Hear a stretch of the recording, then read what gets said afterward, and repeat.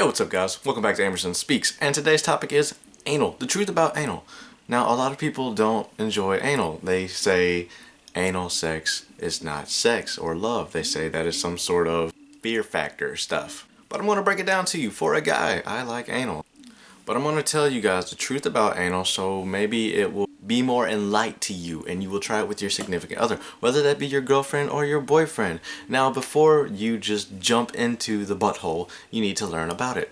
The anus, which is like this or this, has a lot of pleasurable, sensitive little nerves on the outside of it, you know, and if you clench your butt, did you do it? You have control over that. So for us guys, we have a prostate gland, and if you put your fingers inside it and you bend towards the stomach, you basically have a G-spot for guys. We have two sphincters, and earlier in this video I told you to clench your anus. If you did that, that's the one that you have control over. Then you have the external sphincter and the internal anal sphincter, and when you get into those, that's the one that will be like, no, I don't like that. You know, and when you're doing anal, it's something that you should want to do. You should never be forced or pressured into it, because if you're forced and pressured into anal sex, those sphincters that's inside you will act up and be like, yo, we don't want this inside us, get out. And that's where people start to freak out. They start to panic, they start to worry, they start, you know. So the thing about anal sex is that when you're doing it, whoever you're doing it with, they should be wanting to do it, because it's supposed to be a pleasurable thing. It's not supposed to be something that you're not comfortable with. If you're not comfortable with something in a sexual situation, you shouldn't do it at all, you know, because that could be sexual assault or rape. Or if you're just not comfortable with it, maybe before you try it, you should be comfortable doing it with yourself. Start off with your pinky, then your ring finger, then your middle finger, then 1, 2, 3, do a thumb, you know. Try toys. You know, there are multiple toys such as dildos, vibrators. And something else you should know before you even go into it: the anus is not like the vagina. It does not self-lubricate itself. And there are three types of lubricants. There's water-based, silicone, and oils. And I would like to do silicone, you know.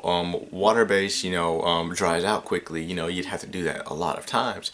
You know, oil-based, it can get sticky, and then silicone is good for you. And just like anal sex with the vagina, you want to ease your way into it and take your time, you know, especially whoever you're giving it to. You know, you don't want to take your penis and then just ram it in there, because that's not going to feel good, because the anus can tear easily. And if you're not using a condom, which you want to be, it can increase the risk of HIV, STIs, and STDs. So you definitely don't want to catch anything through there. And also, if you're going from anus to vagina, you definitely want to wash up before going in there, because the bacteria from the anus on the penis going inside the vagina can transmit, you know, and you might catch something. You never know. You might not know anything. The truth about anal is that anal is great. Anal is amazing. I've done it. I like it. I like the feeling of it.